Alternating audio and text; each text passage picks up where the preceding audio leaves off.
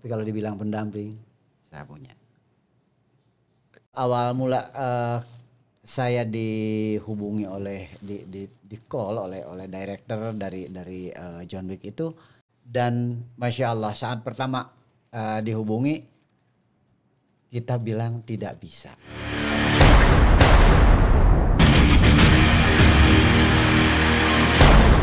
Assalamualaikum dan salam sejahtera semua. Apa khabar anda? Anda sekarang bersama dengan saya Zefri dalam F8 Bus depan-depan. Masih lagi belum ada live lagi. Okey, kerana susahlah nak buat live sekarang ni.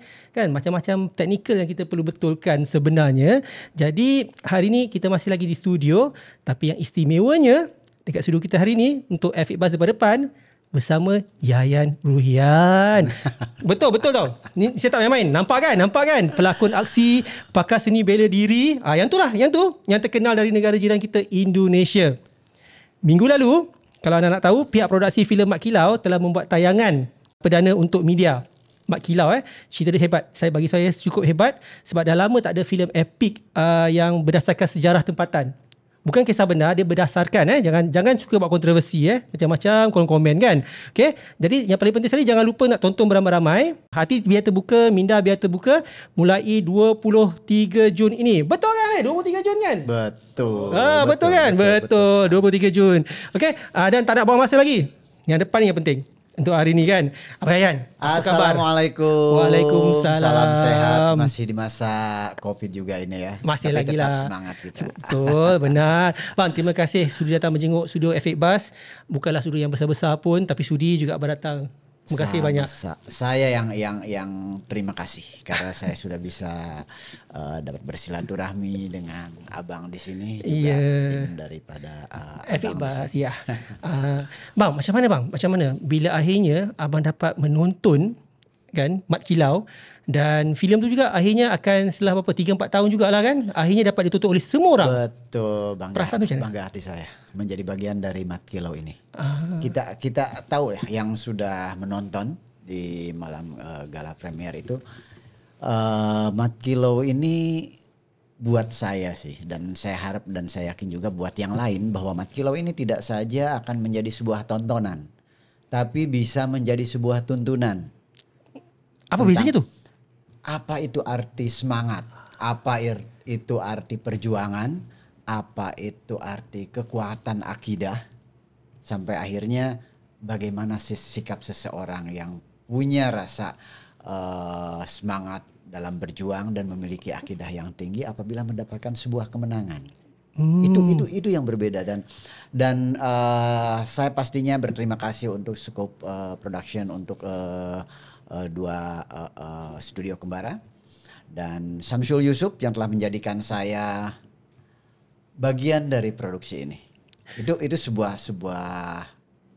kehormatan buat saya bisa beradu akting dengan Datu Adiputra yang begitu sempurna memerankan tokoh Mat Kilau.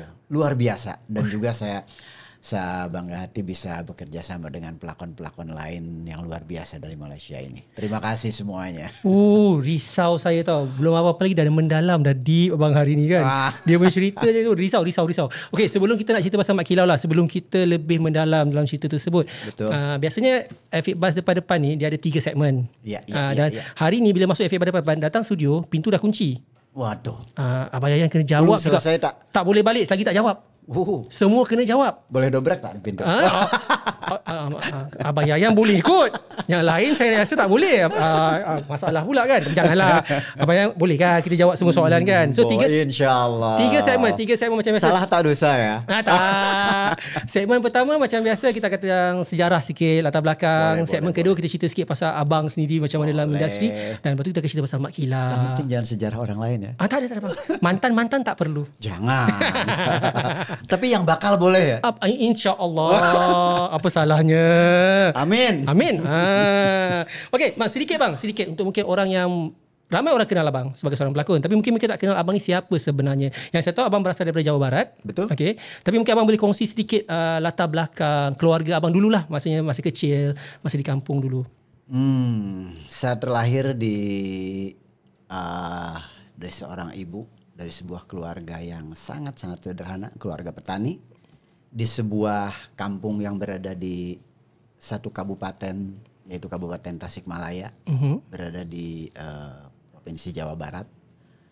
Dan sampai saat ini saya masih keluarga saya tinggal di kampung tersebut.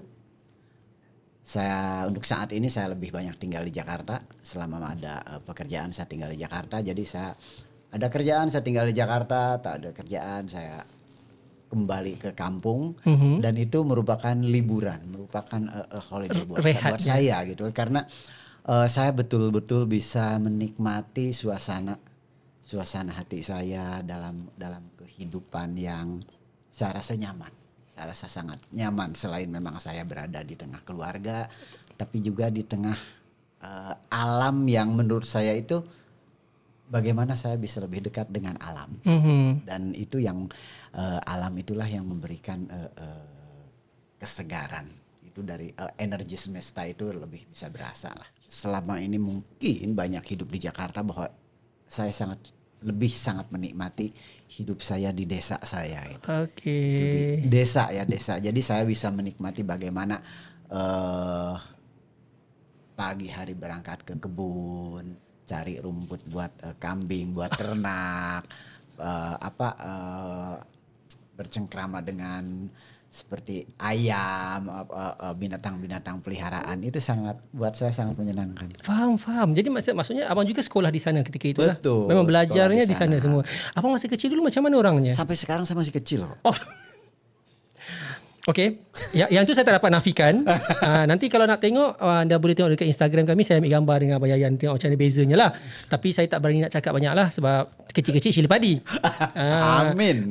So masih kecil. Mudah-mudahan saya juga jadi padi yang berisi ya. Ya, betul. So mudah. Macam mana sekolah? Di sekolah dulu abang macam mana orang dia? Abang ni jenis yang kiranya memang aktif dulu ke atau just pergi belajar saja? Belajar saya, karena semasa sekolah juga kan saya sudah mulai bekerja, membantu orang tua untuk sekolah saya sendiri juga.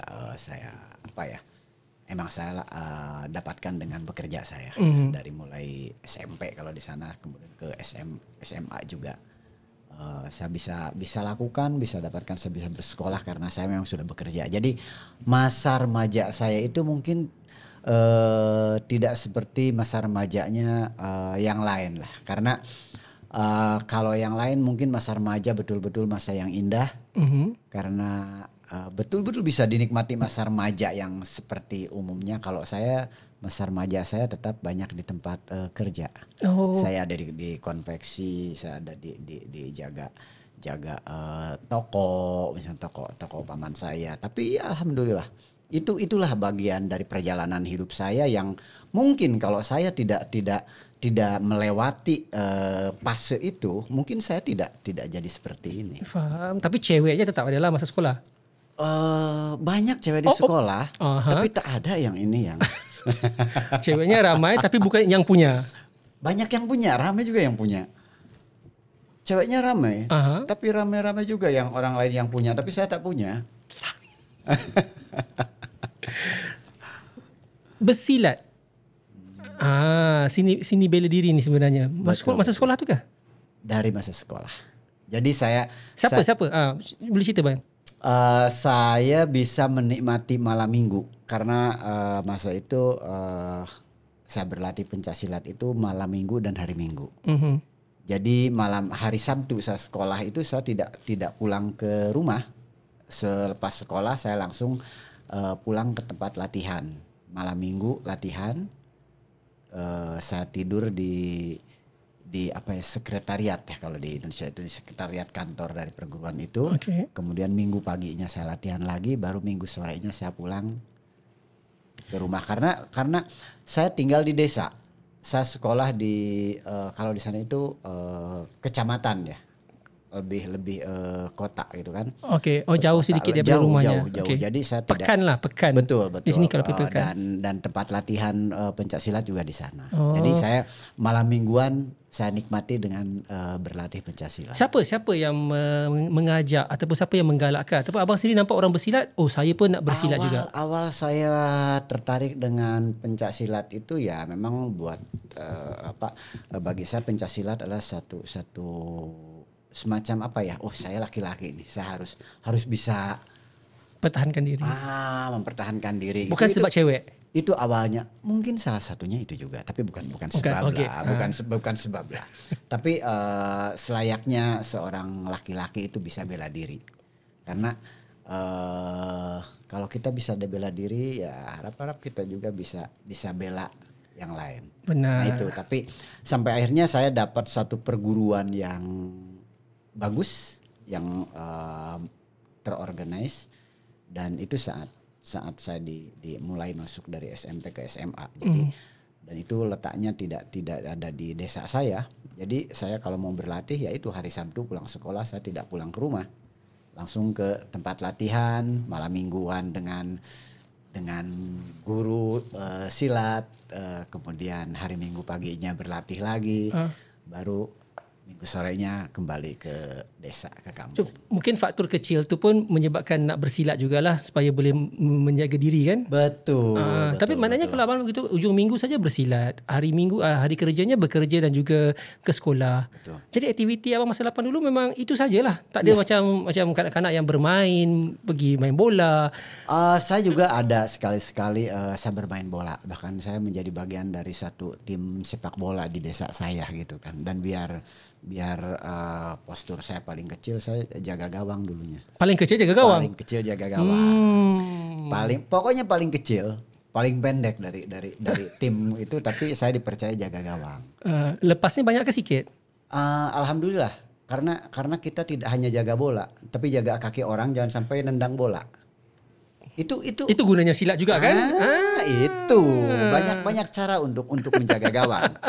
Jadi tidak harus nangkap bola, mungkin kita stop kaki orang untuk nendang bola. Saya faham. Saya ada pengalaman begitu sebenarnya. Sama berarti ya kita. Ada pengalaman begitu sebenarnya. Jadi okey, bila sebut macam tu lah kan, macam gawangnya kita jaga, bukan jaga gawangnya, kita jaga kakinya kan. Maknanya abang dulu masa sekolah ni nakal juga ke? Sebab pandai bersilat, kan, pandai mempertahankan diri. Benda ni kadang-kadang ada yang salah guna kan masa kecil-kecil kan, masa sekolah-sekolah. Abang ni dulu kiranya budak baik ke ataupun jenis-jenis? Baik. Saya budak baik. Betul Betul. Bukan jenis yang bisa dicek. Siapa? Saya budak baik. Cek sama siapa? Tak ada nama saya di kantor polis. Okey. Maksudnya Kompom, orang baik. Tidak pernah ditangkap lah. Sehat, jangan sampai. Tapi yang berlaku, tapi seriously abang, maksudnya abang dulu kalau ikut sejarah hidup abang macam agak mudah, agak simple, tak macam orang lain. Abang belajar silat, abang kerja, abang ke sekolah. Abang sendiri tu sebenarnya kiranya dulu-dululah. Adakah orang yang seorang yang macam remaja yang nakal, bila ada ilmu sedikit kadang-kadang kita kan lupa diri? Ada setengah-setengahnya, ataupun adakah abang yang jenis terkawal, jenis yang kesurau saja hari-hari? Jujur bang? Saya mungkin termasuk berada di antara keduanya. Karena saya kesurau juga saya suka, saya belajar mengaji, saya sempat mondok di pesantren. Tapi juga ya, saya juga tidak harus menjauhi orang-orang yang banyak orang mengatakan oh dia itu nakal, jangan bergaul dengan mereka. Saya tidak bisa gitu kan. Kita harus seperti ikan. Ikan puluhan tahun hidup di air asin. Selama dia hidup dan punya pendirian, dia tetap tidak akan asin. Tapi saat dia mati dan tidak bisa membawa diri, maka dia akan bisa menjadi asin. Jadi selama kita bisa membawa diri, jadikanlah kita sebagai diri kita sendiri. Nampak tak abang nak berahsia dia berfalsafah di situ? Itu kehidupan yang mengajari saya. Okey, so jadi kalau macam tu soalan saya terakhir lah pasal ni. Saya tak naklah, kita tak nak buka aib. Tak baik buka aib orang kan. Saya tak ada aib kok. Tak ada aib. InsyaAllah bang kan. Kali pertama lah masa sekiranya ketika itu bila dah belajar jadi mahir, seorang yang mahir dalam seni bela diri. Kali pertama abang terlibat dalam mungkin satu pergaduhan yang pertama yang bukan latihan tapi mungkin berlawan. Abang ingat tak? Saya rasa tak pernah bergaduh ya. Tak pernah. Tak pernah bergaduh kecuali kalau di lapangan bola lah gitu kan. Kalau kita sedang bermain bola, kita akan berani bergaduh. Karena apa? Banyak penonton yang akan jaga kita. Akan jaga kita. Ada petugas keamanan, ada polis bahkan. Jadi kalau kita mau sedikit bergaduh, mereka akan tetap turun. Stop. Nah, jadi kita Jadi tak pernah lah. Tak pernah lah. Saya nak tanya siapa yang menang dulu. Jangan begaduh, karena kalau begaduh itu kan kalah jadi abu, menang jadi arang. Betul. Tak ada yang diuntungkan. Yang dipukul sakit, yang mukul pun pasti sakit lah gitu. Kecuali lempar batu. Jadi nakalnya sikit sajalah. Tak nakal kok. Oh, tak nakal. Memang tak nakal langsung tak ni. nakal nih. Muka boleh tak baik, tapi hati saya baik kok bang. Siapa cakap muka tak baik tau. Okay, jangan kita sering berkaca. Tapi kita tetap bersyukur. Alhamdulillah. Ciptaan yang maha kuasa. Pasti sempurna. Dengar tu. Jadi kalau belajar ilmu pertanian ni tak semestinya nak kena bergaduh selalu kan. Saya justru setelah saya belajar bela diri dan semakin belajar, yang saya dapat dan saya rasakan, saya menjadi penakut. Saya menjadi penakut karena ya kita sangat takut gitu begaduh gitu kan. Karena ternyata bela diri itu bukan suatu alat untuk melawan lawan dan mengalahkannya. Itu bukan prinsip bela diri saya rasa. Jadi sekali lagi, bela diri itu bukan harus melawan dan mengalahkan lawan. Tapi bela diri itu adalah bagaimana cara menempatkan diri kita dari satu masalah, dari satu situasi yang mengancam diri kita menjadi aman. Saya rasa saya faham. Bila kita dah belajar sesuatu tu, kita lebih tahu. Jadi kita lebih tahu kalau orang lain pun juga ada yang lebih hebat. Betul, itu masalahnya. Kenapa saya jadi penakut? Karena setiap kali jumpa dengan orang, orang ini hebat, menguasai ilmu ini, teknik ini, belajarlah saya. Macam abang cakap lah, jangan tengok mukanya saja. Kadang-kadang ilmunya lebih. Kita tak tahu kan? Betul. Itu yang paling betul lah, paling benarnya sepatutnya. Okey. Tak apalah, abang tak pernah gaduh kerana abang bukan nakal orangnya dulu kan. Sebab itulah masa abang berkeluarga dulu pun, masa bertemu isteri yang pertamanya dulu, isterinya lah. Iya, isteri saya satu. Itulah. Dan satu asli, tidak satu A, satu B, satu C ya. Tersasul. Satu. Tersasul. Jadi bila bertemu isterinya masa itu, bila tu? Masa umurnya berapa agak? Ingat tak?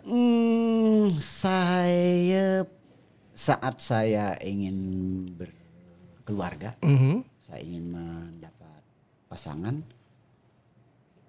yang alhamdulillahnya saya dapatkan, itu bukan pilihan saya. Karena saya sebelumnya pernah berteman dekat dengan beberapa perempuan dan ternyata yang semula saya kira itu yang terbaik ternyata bukan. Paham. Akhirnya dari situ juga yang memberitahu bahwa kalau minta yang terbaik harus kepada yang punya. Akhirnya saya minta, Tuhan tunjukkan siapa yang kau siapkan untuk saya. Pasti dia yang terbaik buat saya. Jadi kalau saya bicara tentang teman hidup saya saat ini adalah, dia bukan pilihan saya. Itu pilihan Tuhan tapi atas permintaan saya. Karena saya yakin kalau Tuhan yang memberikan, itu tak akan salah pilih. Tak akan salah saya mengambil gitu. Saya tidak mau apalagi merebut punya orang. Sudah, kalaupun punya kita direbut, itu bukan direbut, tapi itu cara Tuhan menunjukkan ke kita bukan jodohnya. Dia bukan untuk kita, dia bukan untuk saya. Jadi begitu kita sudah minta ke Tuhan, Tuhan tunjukkan saya yang terbaik menurutmu, tunjukkan saya yang betul-betul telah kau sediakan untuk saya. Tanpa sengaja Tuhan tunjukkan dan alhamdulillah sampai saat ini dialah yang mensupport saya, selalu menyertai saya dengan doa baiknya dimanapun saya berada dan selalu membuat saya tenang. Nah, 3 lah cahaya matanya kan, 3 ya? Bila tu kahwinnya bila? Rasanya masih honeymoon saya kok. Masih. Anaknya sudah 3 tapi masih honeymoon. Rasanya saya masih honeymoon gitu kan. Sudah bekerja ke belum ketika itu? Apa kerjanya masa itu? Saat itu sudah bekerja. Karena saat itu saya sudah tinggal di Jakarta sebagai pelatih pencaksilat. Dan ya istri saya bukan seorang sama seperti saya lah. Dia berasal dari keluarga yang sederhana, tapi yang pasti dia adalah orang terbaik buat saya. Faham. Orang tercantik buat saya. Nampak tak orang yang kiranya kuat, hebat pun tetap romantik. Sebetulnya itu saya. Saya orang yang romantik. Romantik. Jadi Ya itu mungkin yang tidak banyak orang tahu. Tak banyak orang tahu ya. Nah, Sebab bila tengok jadi jangan takut buat kawan-kawan yang ingin berkenalan. yang ingin berkenalan, saya romantis. Boleh coba. Sebelum saya nak masuk ke segmen yang seterusnya, kita nak bercerita pasal lebih lanjut kerjaya Abang Yayat kita hari ni. Last Abang Yayat, saya nak tanya, saya terlupa sebenarnya. Cita-cita asal abang sebenarnya nak jadi apa bang? Masa kecil-kecil dahulu. Saya kalau ditanya cita-cita kadang saya suka apa ya? Apa ya sebenarnya cita-cita saya dulu. Nah itu sempat saya suka bagaimana saya bisa menjawab itu. Karena ternyata Tuhan sudah menunjukkan ini mungkin inilah yang terbaik untuk saya. Jadi daripada saya memikirkan cita-cita saya, lebih baik saya menikmati, menikmati, mensyukuri apa yang Tuhan berikan untuk saya. Dan apa yang baik menurut kita, apa yang kita inginkan, ternyata kalau memang itu yang tidak baik buat kita, tidak bisa sekalipun kita paksakan. Jadi buat saya lebih suka sekarang menjalani, menikmati, mensyukuri apa yang Tuhan beri ke saya. Jadi saya tidak peduli apa yang saya cita-citakan dulu gitu. Okey, tak peduli, saya tahu. Tapi saya nak tahu juga apa cita-citanya bang. Mesti cikgu tanya, takkan abang jawab macam tu bang. Saya mengikut apa saja kehendak Tuhan. Masa kecil tak mungkin. Nah ini yang abang ingat lah. Ini lagi-lagi masa kecil. Karena saya masih kecil kok. Sampai sekarang saya masih kecil. Saya faham. Sebab tu saya kata abang masih muda. Saya masih kecil. Patut memorinya pun itu kuat. Itu lebih tepat kalau dibilang saya masih muda. Saya suka itu. Saya suka itu. Jadi saya masih kecil, saya masih muda. Itu saya suka. Memori masih kuat. Jadi apa? Saya nak tahu juga. Saya nak tahu juga orang macam abang ni, seorang yang kiranya sekarang dah berlakon jadi seorang pelakon aksi, tapi sebenarnya asalnya takkan pelakon aksi. Jarang saya dengar orang kata pelakon aksi. Saya mungkin kalau bicara tentang cita-cita, saya jadi bisa dikata saya hilang cita-cita semenjak saya yakin bahwa saya tidak bisa kuliah, tidak bisa masuk university, karena keadaan saya gitu kan, keadaan keluarga saya. Saya pikir sudahlah, dari situ saya lebih baik menikmati perjalanan saya gitu kan. Saya hanya melakukan menikmati perjalanan saya, dan yang saya anggap itu tidak suatu perjalanan atau tidak suatu langkah yang buruk. Jadi saya anggap oke. Seperti halnya orang lain malam minggu main, buat saya orang malam minggu tak apa, saya tak pulang ke rumah, tapi saya berada di tempat latihan. Teman-teman, kamu punya waktu malam minggu, ayolah jalan. Tidak. Tapi kan kamu tidak bisa jalan kalau bukan malam minggu. Ya, saya bisa latihan malam minggu. Jadi ya sudahlah gitu kan. Saya tak bisa. Ini yang bisa saya lakukan, saya nikmati. Orang lain mungkin tak suka gitu kan, tak suka. Orang lain, ayo kita ada acara kegiatan ini dari sekolah, kita main yuk. Saya lihat banyak mainnya apa banyak belajarnya. Buat saya mungkin saya mendingan saya berada di tempat kerja, karena saat itu saya juga di saat yang bersamaan saya kerja. Buat saya kerja lebih bermanfaat. Karena dengan kerja saya bisa sekolah. Tapi kalau acara, sekalipun itu acara sekolah, kalau lebih banyak mainnya, saya tak payah ikut. Kerana kekangan hidup, jadi abang melupakan cita-cita itulah sebenarnya. Ya, tapi tetap ada abang punya hala tuju sendiri. Betul, saya saat itu pingin sekali kuliah, pingin sekali masuk universiti, tapi dengan keadaan buat saya tak mungkin. Dan saya sudah tahu bahwa saya yakin ini jalan terbaik dari Tuhan. Sehingga selepas itu saya selalu jalani dengan semaksimal saya mampu apapun yang ada di hadapan saya gitu kan. Kemudian saya ditawari ke Jakarta untuk menjadi pelatih profesional di perguruan silat saya, Pencaksilat Tenaga Dasar Indonesia. Saya jalani. Dari Jakarta saya ditugaskan di Jawa Tengah, di Jogja, di Sulawesi, di Bali, sampai saat pernah ke Timur, sempat ke luar juga. Itu saya nikmati semuanya. So dunia persilatan itulah dunia abang. Apabila yang lain tak dapat dibuat. Saya hanya menikmati saja. Saya menikmati dan coba menjalani apa yang saya dapat. Saya tidak menganggap sebuah tugas itu sebuah perintah, tapi saya menganggap itu sebuah tanggung jawab yang mana saya harus bisa melakukan itu dengan maksimal. Faham. Abang memang bagi saya apa yang abang cuba sampaikan tu sangat mendalam. Tapi yang saya nak tahu bang, yang dalam juga, abang punya six pack kali pertama bila abang ada bang? Sebelum nak masuk ke segmen kedua. Dari dulu mungkin saya six pack lah. Karena memang sekarang pun masih six pack ya? Sekarang justru saya rasa tak six pack lagi. 4 pack lah? Iya, paling kurang pun 4 pack lah. Dari dulu juga saya mungkin kurang makan ya. Oke. Six pack tu tak penting lah. Jadi gitu. So kalau benda-benda ni kan bagi awang tak adalah, tak penting. Ke abang six pack bang sebenarnya? Tak ada eh? Ada berapa pack bang? Yang penting kita sehat. Sehat? Itu aja. Abang nak tunjuk kat saya bang? Nak tunjuk kat saya? Tunjuk kat mereka. Jangan malu. Soalnya saat ini, maaf, katanya perut gendut itu lebih seksi katanya. Saya malu itu. Saya setuju bang. Saya dari dulu lagi setuju yang perut gendut tu seksi. Tak pernah dapat 2 pack pun saya tak dapat bang. Okay guys, jom. Saja segmen pertama saya rasa cukup. Saya cakap buat masa ni cukup lah dulu sebab kita pun kalau nak korek banyak-banyak nanti abang bagi falsafah yang banyak. Abang dia nak lari dia tak nak bagi tahu kat saya betul-betul macam mana kan. Tapi tak apa. Yang sekarang yang saya rasa mungkin ramai juga yang nak tahu, termasuk diri saya sendiri. Okay, macam bila abang mula berlakon dan permulaan dia macam mana? Adakah memang abang nak berlakon ataupun sebab ditawarkan oleh seseorang yang nampak abang ada bakat? Nah,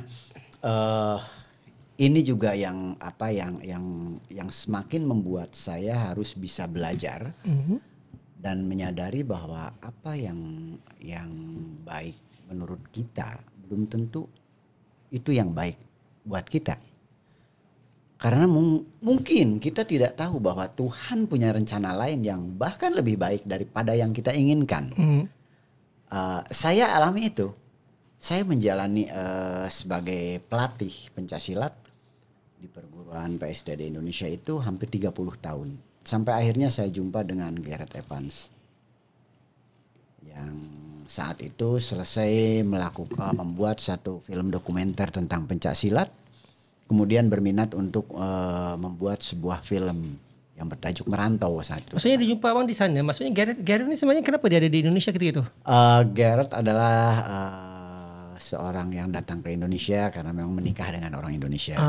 Sebab dia bukan Indonesian kan? Betul dia dari UK, dari Wales.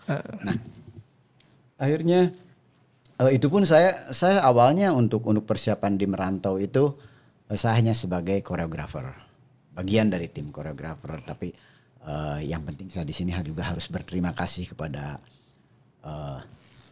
Tuhan pastinya melalui Gareth Evans dan Ibu Rangga Maya Barak, kemudian di Rumah Produksi Merantau.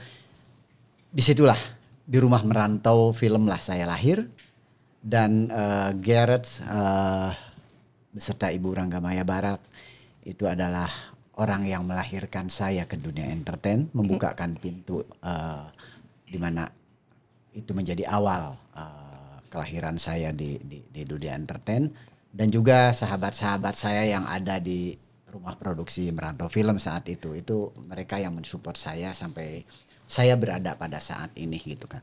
Nah di situ pun ya seperti sampaikan tadi, saya awalnya hanya sebagai salah satu dari tim choreo fighting. Tapi menjelang syuting ada satu karakter di mana Gareth merasa bahwa dia perlu orang yang bisa drama tapi juga pandai bersilat, pandai untuk melakukan fight gitu kan. Dan Gareth ingin menginginkan orang yang cocok, tapi belum dapat sampai akhirnya lain produser di Merantau Film saat itu Mbak Ane mengusulkan Gareth, kenapa tidak Pak Yayan kita coba casting. Saya diminta casting. Saya casting dan itu nothing tulus.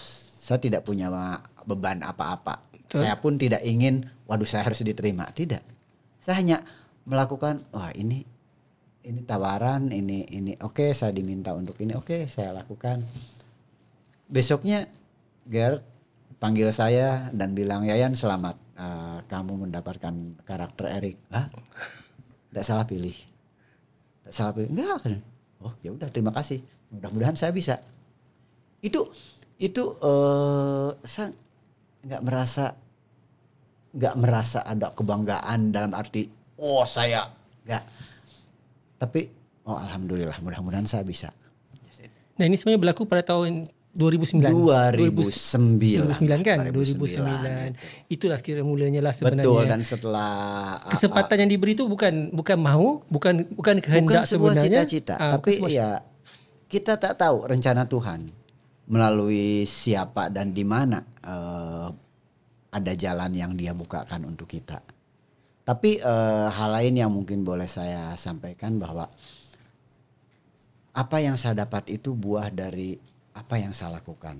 Saya selama kurang lebih 30 tahun bergelut di silat, walaupun dalam sebuah keluarga, di bawah satu bendera saja untuk silat, yaitu di perguruan saya, tidak di dalam skup organisasi silat yang besar di negara saya, tapi hanya di dalam naungan satu perguruan. Dan saya, menurut saya, ini saya menjalani gitu, saya lakukan dengan insya Allah gitu kan, ikhlas gitu kan. Tiba-tiba kita berbuat untuk silat, dan silat memberikan hal yang lebih pada saya. Saya rasa itu mungkin. Saya boleh faham maksudnya itu. Kita memberi banyak, kalau bahasa kasarnya contohlah, kalau kita berjasa kepada tanah akan beri kita sesuatu. Itu mungkin. Tapi saat ini silat. Kita, betul. Ya, tapi mungkin di saat kita memberi pun kita tidak, saya memberi dan kita berharap, tidak. Tapi kita lah, kita menjaga gitu kan. Kita memberinya itu udah, kita beri, kita ikhlas, kita rawat, kita jaga gitu kan. Dan akhirnya kalau kita memberikan cinta dengan tulus, maka kita akan mendapatkan sesuatu yang lebih. Semua yang berlaku, kesempatan yang diberi ini sebenarnya datang bukan dicari, tapi memang kata ditakdirkan. Jadi keberadaan saya pada posisi ini adalah bukan sebuah apa yang saya cita-citakan. Ini bukan sebuah cita-cita saya. Ini bukan posisi yang saya inginkan, tapi saya yakin inilah kehendak Tuhan. Kehendak Tuhan. Karena itu saya hanya akan coba belajar dan selalu mencoba untuk menjalani ini, menikmati ini, mensyukuri ini. Dan syukur-syukur ya alhamdulillah bisa berbagi. Jadi kini yang mana satu lagi? Berlakon kerana seni bela diri ataupun kini berlakon sebab seni lakonnya? Dua-dua. Sekarang. Karena itu sudah menjadi bagian dalam perjalanan hidup saya. Apakah dalam sebuah lakonan ini karena dalam berlakon pun saya biasanya dalam berlakon pun saya berlakon dan membawakan tentang bela diri. Jadi kebanyakannya memang bela diri lah, betul, itu baik itu terutama tentang pencak silat, itu salah satu budaya Melayu ya gitu kan. Mudah-mudahan ini juga melalui film kita bisa lebih mengangkat lagi seni bela diri dari Melayu. Jadi kita maknanya mulanya merantau. Betul, macam sedap bunyinya kan. Betul. Mula dengan merantau, lepas tu The Raid, dan habis lepas tu kan macam-macam lah. Star Wars pun abang pernah ada kan bang? Alhamdulillah. Dan yang paling bagi saya lah, yang sebab ni pelakon yang saya gemari. Abang berjaya berlakon dalam cerita John Wick Chapter 3 bersama Keanu Reeves. Alhamdulillah. So 2018 kan? 2018 syuting 2018. Saat itu saya juga sedang syuting untuk Mat Kilau. Ya. Awal mula saya dihubungi di call oleh director dari John Wick itu baru sampai di Malaysia untuk syuting Mat Kilau ini. Dan Masya Allah saat pertama dihubungi kita bilang tidak bisa. Tidak bisa. Bang, kalau saya Mat Kilau, bye-bye. Pinginnya saya juga seperti itu. Tapi itulah mungkin ujian. Ternyata sebuah komitmen itu kalau kita saya udah berkomitmen dengan ini, saya tak bisa. Saya bisa punya waktu selepas 4 minggu setelah itu. Akhirnya dia cakap, oke, tunggu 4 hari, saya akan hubungi lagi. Dia cakap seperti itu. 4 hari kemudian dia telepon lagi. Oke, kalau setelah tanggal yang kami bilang itu kamu bisa ada di New York. Kita tanpa pikir kita bilang bisa. Oh. Jadi ya itu kalau itu maknanya memang dia nak sangat abang bang. itu mungkin. Kalau sudah memang Tuhan yang atur, tak ada hal yang. Jadi macam mana? Apa perasaan abang macam Star Wars, John Wick ni semua cerita-cerita yang kata aksi yang cukup besar. Semua cerita memang hebat, semua cerita memang bagus. Tapi kita terima kenyataan bahawa cerita sebegini memang cukup besar di satu dunia. Betul. Dan abang diambil, dipilih. Dan sampai-sampai saja abang tak dapat buat tapi boleh juga dirancang, dibincang kan untuk dapatkan masa untuk abang datang juga. So perasaan abang bila dapat ke Hollywood lah kiranya bang. Ni kira ke Hollywood. Perasaan tu macam mana bang? Alhamdulillah. Jangan masuk ke Hollywood, masuk ke ranah perfilman. Masuk ke dunia entertain saja. Itu bukan cita-cita saya. Bukan sebuah harapan, bukan juga bahkan tidak pernah ada di mimpi saya. Jadi saya hanya melihat ini sebagai bagian dari perjalanan hidup saya. Memang hanya Tuhan yang sudah yang sudah siapkan ini, Tuhan gitu. Tuhan sudah siapkan dan ya kita tidak tahu saat itu terjadi, ya udah saya nikmati, saya syukuri gitu. Itu saja saya jalani sampai saat ini semaksimal saya bisa. Nah sekarang kalau abang tanya apa rancangan saya esok hari, saya bilang saya tak tahu. Tunggu saja. Kita lihat saja. Tapi manajer abang tahu lah kan? Apa Insya Allah itu sebuah rancangan. tapi kita kan belum tahu dan alhamdulillahnya saya punya manajer juga bukan orang yang ambisius kalau menurut saya. Jadi kalau ada sebuah rencana, harus jadi, tidak. Ada sebuah tawaran, ada sebuah rencana, kita terima, kita ini kan. Tapi jadi atau tidaknya kita tanya, Tuhan, kalau memang itu baik buat kami, berikan kemudahan. Saya paham. Jadi kalau sampai waduh tidak jadi, apa itu diundur atau digantikan yang lain, kita bilang kita tidak pernah kecewa. Karena itu bukan yang baik buat kita. Kalau misalkan jadi ya alhamdulillah berarti itu salah satu bagian dari rezeki kita dari itu. Saya rasa sebab itulah abang awet muda bang. Sebab tak perlu nak risau fikir macam-macam. Alhamdulillah karena memang saya suka yang muda-muda. Hatinya tenang. Betul Betul, karena saya juga memang suka yang muda-muda. Jadi awet muda. Okay. Itu yang muda-muda seperti anak-anak kita kan masih muda. Jadi kita kami semua muda di sini. Ya, macam bila abang berlakon cerita John Wick, pasal nak tanya pasal macam saya cakap tadi lah, Keanu Reeves salah seorang pelakon kegemaran saya sebenarnya. Macam abang bila berada di sana, ada peluang ke untuk berbicara, bercerita dengan dia ataupun tengok orangnya macam mana secara personal sendiri? Jadi kalau sebelum jumpa banyak orang bilang bahwa John Wick orangnya humble sekali, orangnya yang humble. Begitu saya jumpa, dia bukan orang yang humble tapi super humble, luar biasa. Alhamdulillah Tuhan ketemukan saya dengan orang-orang yang luar biasa hebatnya. Banyak orang bicara, banyak orang cerita tentang bagaimana hebatnya seorang Keanu Reeves, bagaimana hebatnya seorang Harrison Ford. Ternyata itu betul-betul luar biasa. Dan mereka betul-betul orang-orang yang hebat, orang-orang yang humble. Mereka tidak menunjukkan bahwa mereka adalah seorang bintang besar di Hollywood. Itu yang saya dapatkan gitu. Saya lihat, saya harus belajar. Mereka ini bintang-bintang hebat. Siapa yang tak kenal dia di dunia? Betul. Tapi itu yang luar biasanya. Mereka masih bagaimana berinteraksi dengan tidak saja dengan kita sesama pelakon, tapi juga bisa berinteraksi bagaimana cara mereka berkomunikasi dengan director, bahkan dengan kru yang terlibat dalam proyek film itu. Itu banyak hal yang saya pelajari dari mereka. Bagaimana cara mereka bertutur, bersikap di set gitu kan, menyampaikan sesuatu dan banyak hal lah. Kadang saya sering melihat hal-hal yang luar biasa tentang bagaimana menunjukkan keartisan seseorang itu, bahkan dari orang-orang yang bukan seorang John Wick, bukan seorang Harrison Ford gitu kan. Jadi sangat terbalik gitu. Kenapa seorang John Wick, seorang Harrison Ford menjadi orang hebat? Ternyata mereka itu adalah orang-orang yang hebat secara pribadi. Saya tidak melihatnya mereka hebat sebagai seorang aktor gitu kan.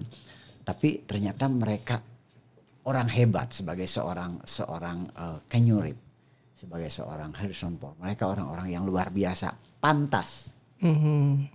Kalaupun mereka bukan seorang aktor, pasti mereka orang yang hebat gitu. Sudah hebat, apalagi mereka berada di dunia entertain sebagai aktor.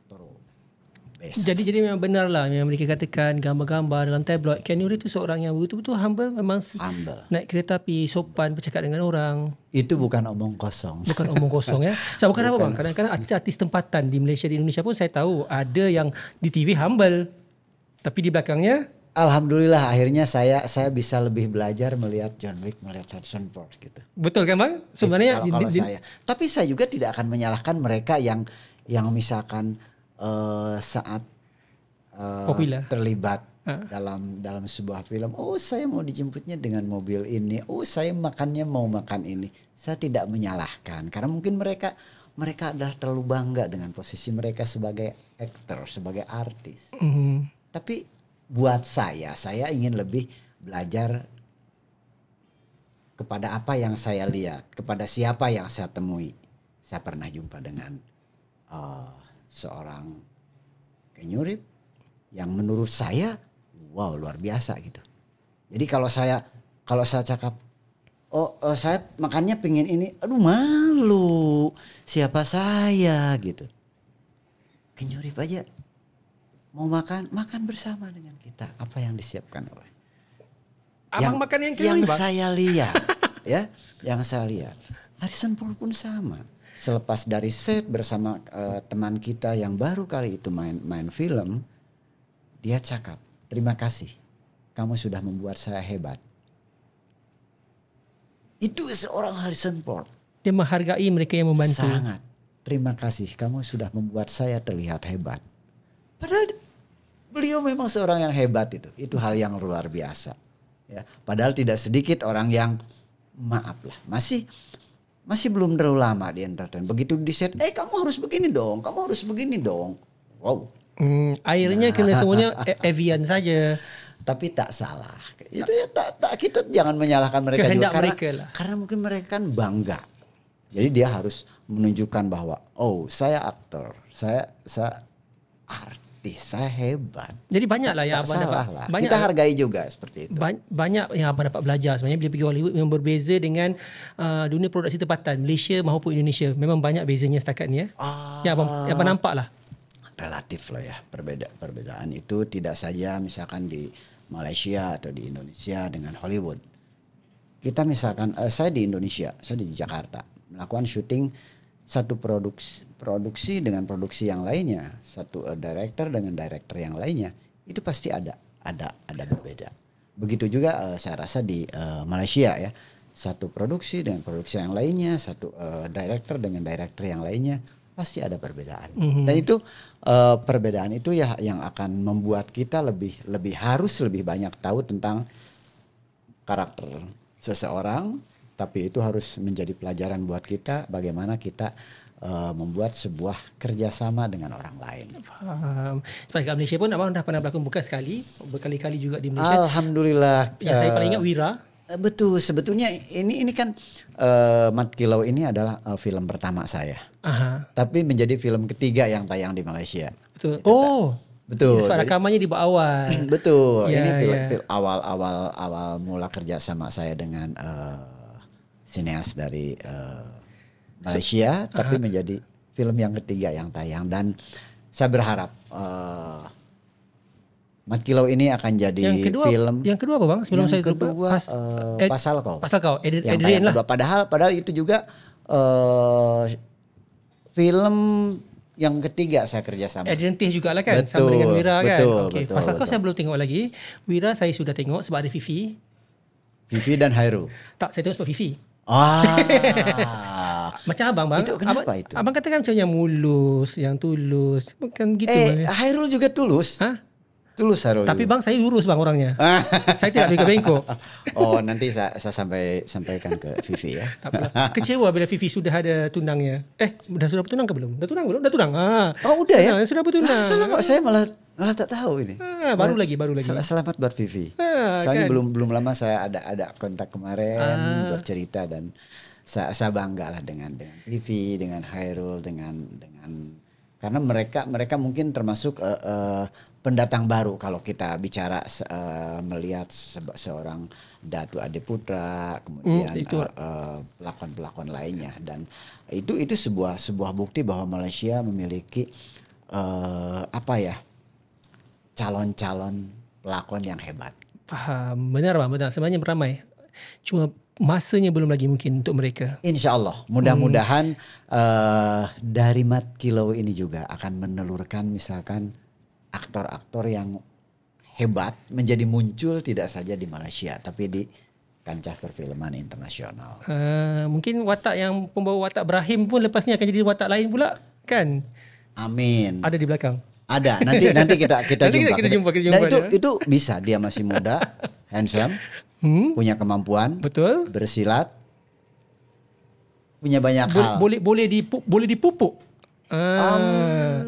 Tinggal laju gitu. Tinggal laju. Tinggal diangkat saja. Jadi kalaupun sebenarnya tidak perlu terlalu banyak mupuknya, hanya tinggal dipelihara. Jadi bang, kalau abang dah tahu pasal abang dah pergi Hollywood, abang macam perfilman di Malaysia pun dalam cerita aksi lah terutama sekali Betul. 3 filem abang tengok Malaysia, Indonesia, jangan ceritalah. Jadi abang rasa ada tak masanya dalam terdekat ni yang kita boleh setaraf dengan Hollywood sendiri bang? Lama lagi tak? Produksi dan juga hasilnya. Relatif saya rasa. Karena ini juga menjadi tantangan tidak saja buat kami pelaku di dunia entertain, pelaku yang bisa menciptakan karya-karya untuk layar lebar. Sebermutu apapun karya yang kita hasilkan, ini tidak akan berarti apabila tidak mendapatkan support dari masyarakat sendiri. Nah, karena itu paling tidak ini mari kita mulai dari diri kita sendiri. Mat Kilau akan tayang mulai tanggal 23 hari bulan. Nah, mari kita buktikan. Mari kita support film karya anak bangsa melalui atau dengan cara kita nonton, datang langsung ke bioskop. Sokongan itu penting ya, Bang. Betul, itu sokongan itu penting. Itu sokongan itu sangat-sangat besar artinya. Karena tanpa kita sadari buat masyarakat Malaysia, apabila kita datang dan membeli tiket untuk bisa menonton film Mat Kilau atau film apapun dari Malaysia ini, itu merupakan sebuah proses di mana itu akan menyokong sampai akhirnya akan muncul bahwa karya anak bangsa itu menjadi tuan rumah di negeri sendiri. Karena kalau kita tidak menghargai, tidak memberikan sokongan kepada karya anak bangsa, bagaimana bangsa lain bisa melihat karya kita? Jadi jangan sampai. Tapi saya percaya di Malaysia pasti kalau ingin nonton sebuah film itu akan datang ke Pawagam membeli tiket. Tidak akan ada yang nonton bajakan ya. Cetak rompak. Tak boleh ya, tak boleh ya. Tak bagus ya. Bukan tak bagus, haram. Wah, apalagi ya.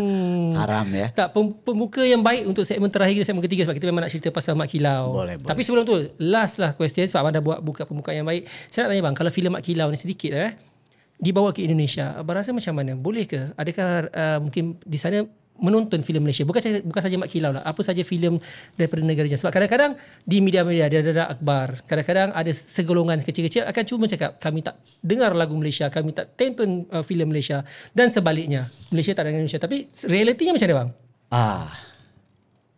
2-3 hari bulan ini kan Mat Kilau akan tayang, tidak saja di Malaysia tapi juga di Brunei, di Singapura juga, dan mereka sudah tunggu-tunggu.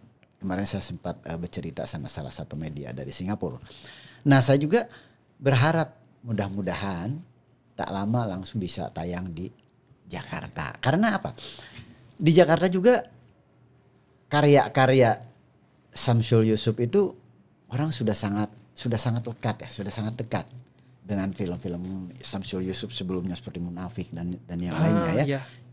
Jadi mereka tahu, wah kalau dengar nama Samsul Yusuf pasti mereka akan serbu. Pasti keren ya bang? Keren. Ah. Mereka akan tunggu dan kalau boleh saya sampaikan itu salah satu alasan kenapa saya harus bisa atau mau terlibat dan menerima tawaran atau lamaran dari Studio Kembara untuk bisa bergabung di film ini karena wow ini saya akan di direct langsung oleh seorang Best Asian Director. Luar biasa. So realitinya maknanya yang bising-bising tu mungkin segelintir saja, seorang dua saja buat cerita. Tinggal kita bisa melihat mana yang bagus, mana yang kurang bagus. Benar. Yang kurang bagus pun belum tentu salah. Karena mungkin sudut pandang saja yang beda. Mending beda kalau misalkan kita melihat dari sudut pandang yang sebetulnya kita tak lihat. Sebenarnya kita tak tahu, hanya menduga. Nah, jadi hati itu belum terbuka. Betul, segala sesuatu itu katakan kalau memang kita sudah lihat dengan mata kita, sudah tahu betul-betul tahu. Kalau itu masih ragu, masih kata orang, masih kita baru dengar, belum mending kita lihat yang bagus-bagusnya. Kita sendirilah, jangan dengar cerita orang saja. Hal-hal yang positif. Karena kalau kita ingin maju, lihatlah orang dari hal yang positifnya. Itu mungkin yang tontonlah Mak Kilau. Tapi sebelum tonton Mak Kilau bang, Toga bang. Watak abang Toga bang. So siapa Toga ni bang sebenarnya dalam Mak Kilau ni bang? Kita kongsi sedikit tanpa bagi banyak sangat lah. Toga ini saya rasa sebuah karakter ciptaan ya. Yang mewakili beberapa orang yang pernah ada di dalam kehidupan atau perjalanan perjuangan seorang Mat Kilau. Sama halnya dengan beberapa tokoh yang menyokong Mat Kilau. Nah itu ada beberapa karakter ciptaan. Tapi itu bukan berarti bukan berarti menurut saya bukan berarti menyalahi. Karena kan di saat seorang Mat Kilau berjuang, pasti ada pihak yang membantu, yang support Mat Kilau, yang membantu Mat Kilau berjuang. Ada juga musuh-musuh bangsa sendiri yang memakai baju bangsa sendiri, tapi dia membantu penjajah. Nah itu yang digambarkan karena dari penulis dan director yang kebetulan director penulis sendiri tidak mungkin menampilkan 120-200 orang yang mensupport Mat Kilau atau yang menentang Mat Kilau atau yang mengkhianati Mat Kilau. Tapi di sini ini adalah sebuah film dari sekian lama perjuangan seorang Mat Kilau. Ini harus ada gambaran-gambaran siapa yang membantu Mat Kilau, siapa yang menentang Mat Kilau, siapa yang mengkhianati Mat Kilau. Representasi daripada beberapa orang yang dalam satu watak. Betul dan ini saya yakin kisah tentang Mat Kilau ini tidak akan cukup digambarkan dalam sebuah film saja. Mungkin ini akan siapa tahu ada Mat Kilau berikutnya gitu kan. Tapi saya sekali lagi bangga hati menjadi bagian dari film Mat Kilau. Terima kasih untuk Studio Kembara dan Samsul Yusuf tentunya. Kalau tengok dalam filmnya, kerana kami pihak media dapat tengok awal. Betul. Bersama dengan abang itu, tayangan perdana, penghujung penutupnya nampak agak tergantung, macam memang akan bersambung. Amin. ada ke bang? Kan? Amin. Itu. Tapi yang paling penting bang bagi saya, bila saya tengok Toga bang, jahat betul dalam cerita tu bang. Tak macam abang sekarang depan saya ni. Karena kalau saya memerankan tokoh baik, saya makan gaji buta. Itu mungkin. Jadi saya harus selalu jadi tokoh jahat. Dan kalau saya tak dibenci, saya gagal. Benar. Jadi saya harus begitu keluar itu, saya tuh kok benci banget kan. Wah, alhamdulillah. Untuk filem ini bang, selain daripada watak Toga yang abang pegang, salah seorang antagonis dalam tu, pembunuh upahan untuk British. Betul. Kan? Apa lagi yang abang buat dalam cerita ni? Kiranya koreografi semua kan, mungkin abang boleh kongsi juga sedikit. Alhamdulillah bantu tentang koreografi juga, menyambung dari kawan-kawan yang sudah buat koreografi sebelumnya dari tim Malaysia. Dan ini sebetulnya apa ya? Ya itulah, kalau Tuhan udah buat rencana, kita tidak bisa menolak, kita tidak bisa menghindar. Dan alhamdulillah ya, apapun yang telah kami buat untuk Mat Kilau ini tentunya tidak bisa kami buat seketika. Tapi memang apa yang diminta oleh director daripada pengarah, lebih awal kita harus discuss dengan satu director itu sendiri, karena sebagai director, sebagai komandan lah di lapangan, dan kebetulan director ini juga sebagai penulisnya. Setelah kita coba tahu gitu kan apa yang menjadi ekspektasi dari director, kita coba cerita juga dengan para pelakon yang akan memerankan watak-watak tertentu, khususnya untuk yang akan memerankan tokoh Mat Kilau. Saya sangat respect, luar biasa. Di mata saya pas, tak ada pilihan lain selain Datuk Adiputra untuk menjadi Mat Kilau. Karena Datuk Adiputra inilah yang bisa menyampaikan bagaimana kehebatan seorang pendekar di dunia bela diri, bagaimana menyampaikan watak seorang ulama, dan kemudian juga bagaimana menyampaikan semangat juang seorang pahlawan. Itu di mata saya lengkap banget.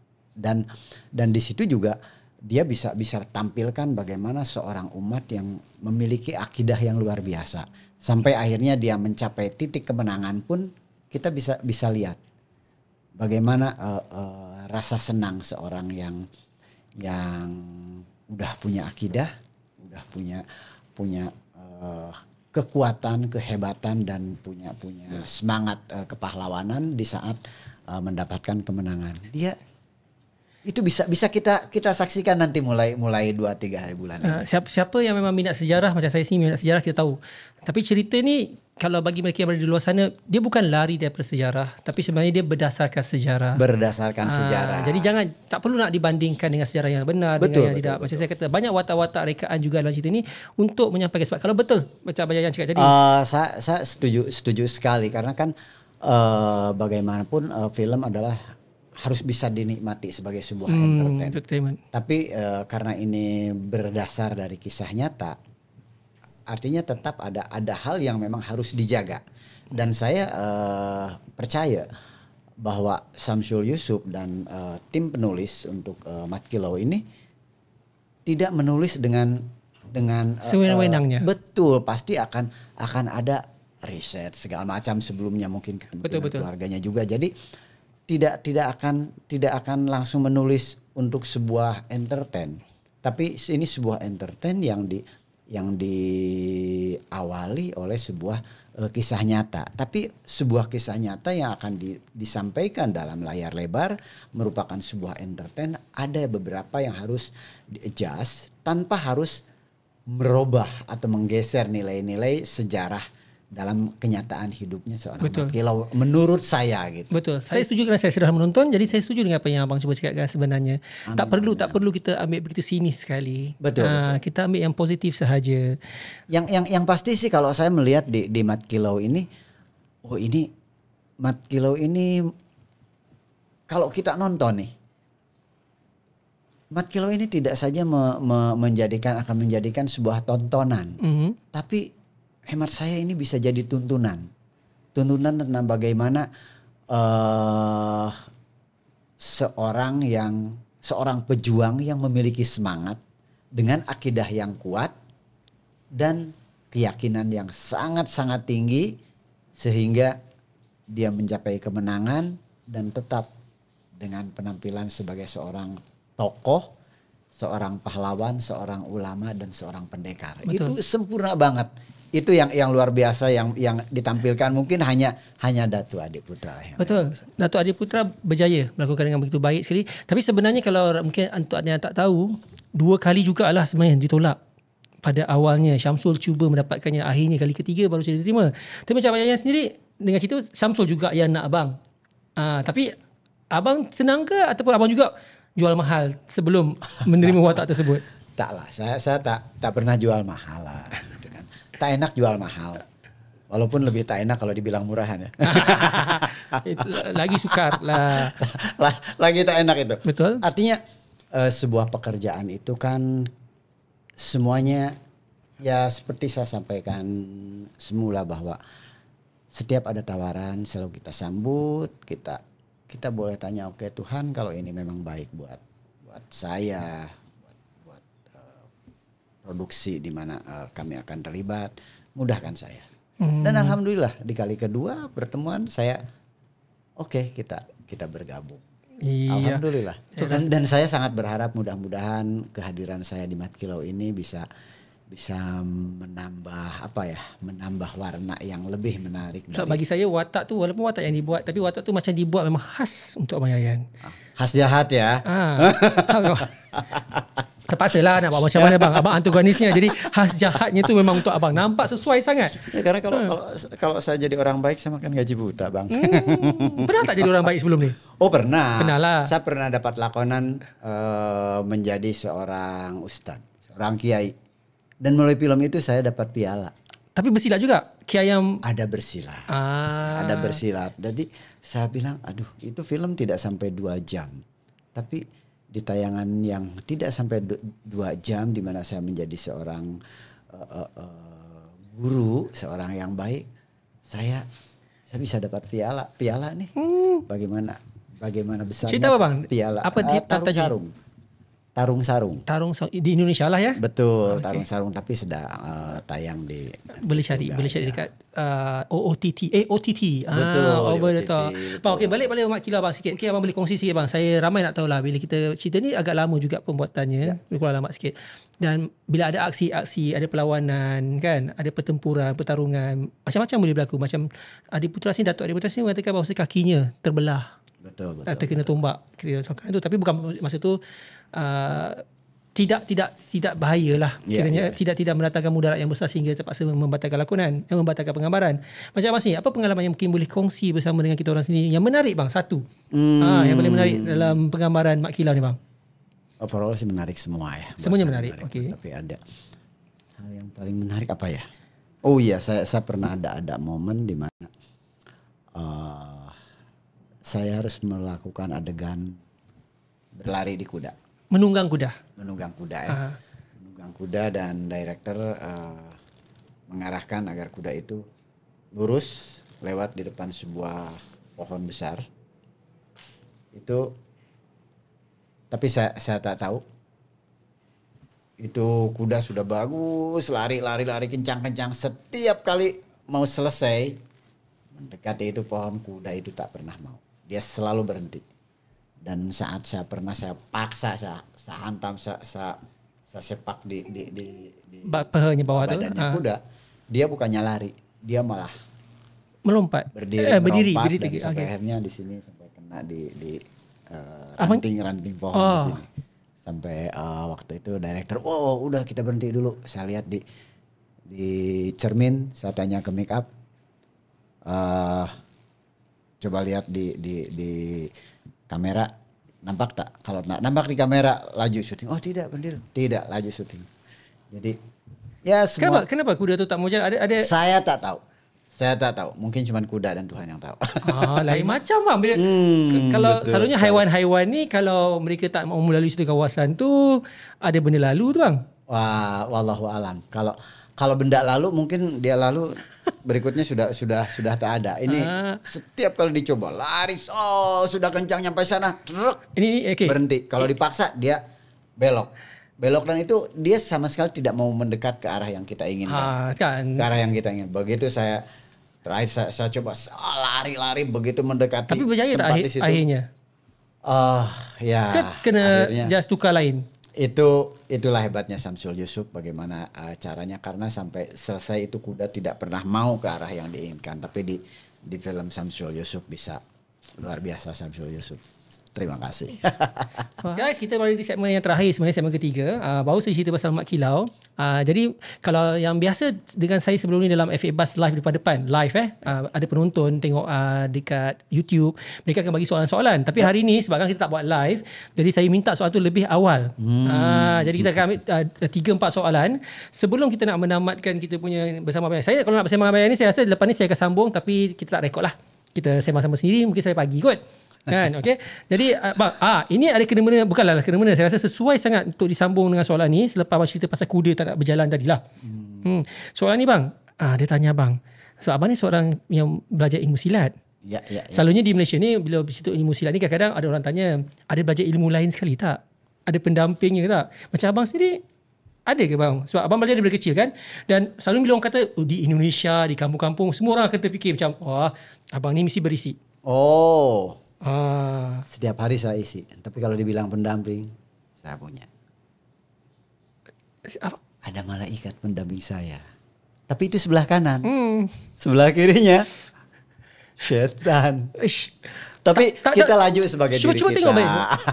Tak padan dengan rupa tau. Rupanya garang, ganas, tapi dia buat lawak. Dia gurau-gurau dia macam tu kan? Kita itu yang bikin kita awet muda. Okey, saya faham. Yang tu saya faham. Okey, syaitan dan juga malaikat di kiri dan kanan. Tapi realitinya bang macam mana bang? Sebab macam dunia persilatan, saya rasa abang pun pernah lalui atau berjumpa orang yang begitu.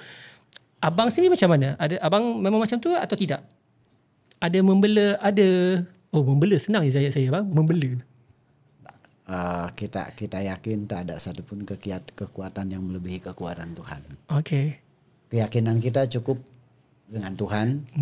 Kemana-mana kita cukup minta pendamping dari Tuhan, minta dituntun jalan kita oleh Tuhan. Kalau toh kita tetap melangkahkan kaki menginjak hal-hal yang salah, itu karena kealfaan kita sebagai manusia. Gitu. Abang dia menafikan tapi dia sambil mengangguk. Lain macam. Dia jawab tidak. Tapi anggukan itu ada. Jadi saya muskil sekejap. Jadi anda nilai sendirilah. Sama ada yang mana yang satu yang benar lah. Bahaya ini. Yang okey, satu. Yang ini okey. Yang ini tak. Ini bukan serius sangat. Apa-apa. Rambut abang. Macam mana abang jaga rambut panjang dan shampoo apa abang pakai? Adalah soalan macam ni korang bagi kat kita orang. Ini sebetulnya yang saya tunggu. Abang memang simpan rambut panjang daripada dulu, daripada kecil ke? Daripada masanya ketika belajar silat dulu? Ataupun kalau saya biarkan dari masa kecil saya, rambut saya lebih panjang dari badan saya. Ya. Jadi terkena. Tak apa. Jadi sebetulnya mungkin tidak begitu panjang rambut saya itu, cuman badan saya aja terlalu pendek kali. Kan itulah. Terkena lagi. Nak lawan saya tahu saya tak mampu. Tapi serius bang, maksudnya mungkin yang masa sekolah mungkin tak boleh rambut panjang lah. Tak boleh. Itu. Tapi masa abang bila dah boleh bela tu abang mulai tak potong rambut itu dari film pertama. Rantau, karena selepas film pertama itu Gerard waktu itu ada cakap, Payan boleh tak jangan potong rambut. Oh siap. Tapi sesuai dengan abang lah, watak abang yang selalu membawa dalam dunia persilatan kan. Saya rasa begitu. Bagi saya rasa begitu. Abang sendiri sebenarnya rasa susah tak? Alhamdulillah, mudah-mudahan nyaman di saya juga enak dilihat orang, itu aja. Istrinya suka? Harus suka lah, karena dia cinta saya. So sweet. Okay, kalau percaya kan? Percaya. Kalau saya romantikan. Percaya. Saya percaya. Tak ada masalah. Okay, satu lagi. Sebab yang lain ni semua soalan-soalan yang tak apa-apa. Bukanlah apa-apa sangat bang. Abang ni tingginya berapa semua tu anda boleh tengok kemudian kan. Nanti kita tunjuk. Kat Wikipedia pun ada saya rasa. Satu lagi soalan saya rasa bang, sedikit. Dalam banyak-banyak pelakon-pelakon di Malaysia, Indonesia dan juga mungkin di Hollywood. Saya tambah sikit soalan ni. Siapa sebenarnya kalau bagi abang pelakon aksi kegemaran abang, sebagai idola abang? Banyak sekali ya. Banyak sekali ya. Bagi saya satu dulu bang. Ataupun okey lah bagi saya. Salah satunya ini newcomer. Siapa? Dari Malaysia. Ali. Ali kalau anda nak tahu, sebab Ali ada kat belakang saya sekarang. So dia terpaksa cakap Ali. Walaupun dia nak sebut Fifi. Bukan? Kalau saya tak sebut dia, saya tak di calling lagi. Lupa. Kan bajet Ali yang pegang. Saya nanti tak di calling lagi. Budget naik. Bajet lain. Faham. Okey. Tolong ini jangan di-cut ya. Tak. Saya akan masukkan, saya akan pastikan. Saya masuk muka Ali sekali. Ali, lagi bang? Siapa? 3 orang lah mungkin. Mungkin secaranya international. Kalau kita katakan Malaysia, Indonesia, mungkin kita boleh kata tempatan. Banyak sekali. Saya suka sekali dengan seorang Donnie Yen. Siapa? Donnie Yen. Oh, Donnie Yen. Donnie Yen Okay. saya suka sekali. Jason Statham saya suka juga. Jet Li, Jackie Chan udah kan tahu, siapa yang tak tahu. Jackie Chan semua kenal. Tapi jagoan kita di Asia itu jangan salah juga ada dari Indonesia. Siapa? Iko Uwais. Iko Uwais. Itu abang berlakon kali pertama pun dengan dia kan? Sahabat. Kawan Dan baik lah. Ya, mungkin dia bukan cuma sahabat buat saya itu, dia saudara saya. Orangnya macam abang ke tidak?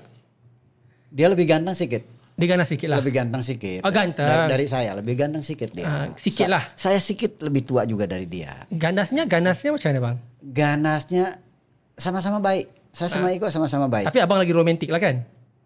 Dia kurang sikit lah kan? Jangan sampai Iko tahu ya. Saya lebih romantik dari dia. Saya terasa begitu bang sebenarnya. Sebab, Itu karena kadang. sebab bukan apa bang? Sebab dia dah memang handsome. Dia tak perlu romantik sangat.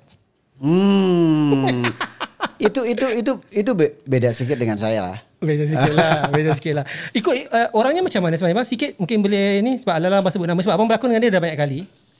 Iko ya, kalau buat saya sih, Iko seorang yang apa ya? Saya kenal dia jauh sebelum kami berjumpa di entertain. Saya mengenal Iko semasa masih kanak-kanak, dan saya jumpa Iko kembali menjelang remaja di sebuah area perform untuk pencaksilat, dan saya sangat yakin saat pertama kali jumpa Iko, ini anak luar biasa. Waktu itu saya dikenalkan, dia dibawa oleh gurunya, kebetulan teman saya. Wah, saya bilang, ini dapat anak bule dari mana nih? Oh, ini bukan anak bule bang, ini anak Betawi. Hah? Wah, luar biasa itu. Okey, untuk orang yang tak tahu bang, bule dengan Betawi itu apa bezanya? Bule itu dari Eropa lah. Dari luar sana, dari Eropa. Kalau Betawi itu mix kadang-kadang ya, kan. Jakarta penduduk asli Jakarta, ada orang lokal Asia gitu kan. Nah, ternyata dia bilang, oh ini orang Betawi asli Jakarta ya, masyarakat asli Jakarta. Dia memiliki tulang yang keras gitu kan, besar, dan dia begitu saya jumpa kembali setelah dia masa remaja, luar biasa memang, dan dia seorang pesilat yang handal. Jadi kami memang sudah saling mengenal di dunia persilatan jauh sebelum kami kenal berjumpa di dunia entertain, dan alhamdulillah itu juga mungkin kenapa seorang Iko Uwais bisa berhasil seperti sekarang, karena kecintaan dia, komitmen dia terhadap seni budaya di negerinya pencaksilat. Jadi dia mencintai pencaksilat kan memberikan sesuatu yang lebih kepada dia. Jadi abang nampak diri abang juga dalam diri dia ya bang? So, cara abang cakap tu macam begitu? Iko lebih bagus lah dari saya. Iko lebih karena ya. Apa nanti kita WhatsApp tepi ya bang? Harus. Wapi apa? Kisah benarnya kita WhatsApp di tepi. Boleh. Okey bang, sedikit abang. Mungkin pengakhiran daripada abang sedikit. Apa lagi abang nak buat bang? Sebab saya rasa untuk orang seperti abang yang pelakon aksi, seorang koreografer dalam dunia persilatan, berada di Hollywood tu sebagai pelakon aksi tu, saya rasa satu kemuncak yang cukup hebat lah. Apa lagi yang abang nak capai sebenarnya selepas ni bang? Saya tak tahu apa yang bisa saya capai, karena apa yang saya nak buat besok pun saya tak tahu. Tapi saya berharap apapun yang bisa saya lakukan besok atau masa depan berikutnya adalah sesuatu yang bermanfaat tidak saja buat saya dan keluarga, tapi banyak orang, dan juga buat negara tentunya. Ya tentunya yang pastinya itu mudah-mudahan semua itu bisa terjadi dengan izin Allah. Seriously, macam cakap abang ni, lain kali kita mungkin panggil abang, kalau ada kesempatan yang lain, kita bersama, kita lebih falsafah sedikit. Amin. Lebih mendalam sedikit. Sebab ramai, saya tahu ramai yang minat nak tahu betul-betul sejarah cerita abang macam mana. Cara abang cerita tu pun memang cukup. Nah itu sebab kenapa mungkin nilai saya mahal. Betapa susahnya saya harus untuk menjadi orang jahat. Itu, makanya saya memang harus Bang, dibayar tak ada mahal. dapat jahat langsung bang. Karena saya kan orang baik ya. Susah bila begini bang, dah lari terus. Toga tu dengan abang lain. Tak percaya kan? Itu makanya kalau Toga tu rasanya macam nak dipanah-panah saja sebenarnya. Kalau bikin film nanti dan undang saya sebagai pelakon jahat, emang bayarannya mahal. Kalau saya panggil abang sebagai ini, saya panggil watak romantik. Watak romantik. Komedi tak terlalu mahal itu. Tak terlalu mahal ya? Karena romantik saya juga, jadi tak susah lah itu. Guys, kita sebenarnya dah sampai ke penghujung rancangan kita pada hari ini untuk FA Buzz depan-depan. Tapi yang paling penting sebenarnya, jangan lupa Mat Kilau. 23 hari bulan. Video ni keluar hari Khamis, jadi minggu ni. Jadi hari yang sama lah. Mungkin hari ni dah keluar sebenarnya Mat Kilau, ataupun semalam, ataupun esok. Salah satulah. 23 mana apa, Nas? Hari Kamis. Maknanya dah keluar. Hari Khamis. Dah keluar tengah malam tadi. Sebab ini biasanya kita keluarkan pukul 8 malam. Jadi dah keluar. Jadi jangan lupa pergi menonton Mat Kilau. Lakonan salah seorang pelakonnya ada dengan saya sekarang ni, Abang Yayan sendiri. Ramai yang kenal dia. Siapa-siapa yang tengok cerita-cerita aksi memang akan tahu. Dan insyaAllah siapapun yang nonton ke bioskop ada kesempatan untuk jumpa kita. InsyaAllah. Ya. Yalah, abang ada sini sampai 25 kami hari tidak janjikan, tapi kalau Tuhan izinkan kami ingin berjumpa dengan siapapun yang nonton. Bioskop tu Pawagam ya? Di Pawagam. Di Pawagam. Datang ke Pawagam, insya Allah jumpa kita juga. Tidak saja jumpa Toga. Toga tau nama abang. Tapi akan jumpa Yayan, jumpa para pelakon-pelakon kita yang ada Datuk Adi Putra, Johan Asyari, kita ada Beto, kita ada Alif. Nanti wataknya berakhir nanti kita kenal dengan dia sekali. Sebenarnya ramai watak-watak yang dibawa oleh pelakon-pelakon hebat daripada Malaysia dan juga daripada Indonesia seperti Abang Yayan sendiri. Jadi jangan lupa kita support, kita tengok, kita sokong cerita kita sendiri, dan dari situ insyaAllah akan bertambah baik, akan bertambah elok kemudian harinya esok. Bang, sekali lagi bang, terima kasih banyak. Saya yang terima kasih bisa bersilaturahmi. Lepas ni bang, saya nak minta abang keluar sekarang, kita belajar silat sikit lah bang. Boleh. Untuk anda yang berada di luar sana, jangan lupa subscribe, like, komen, tinggalkan apa saja yang anak-anak di ruangan komen, bagi tahu pendapat, cadangan siapa lagi anak-anak kami jemput untuk FA Buzz berdepan. Terima kasih banyak kerana sudi menonton bersama kami pada hari ini. Sekali lagi bang, terima kasih banyak. Terima kasih. Dan untuk anda di luar sana, jangan lupa jaga diri tau. Okey, selamat malam. Assalamualaikum warahmatullahi wabarakatuh. We will continue to pressure them until they give their lands to us. Do not forget, East Coast is our new mission. Orang-orang British dah mula tunjuk pelang. Tanah Melayu dalam bahaya. Apa yang telah kau lakukan pada tanah kami telah melanggar kedaulatan undang-undang orang Melayu dan juga mencabar Sultan. Penjajah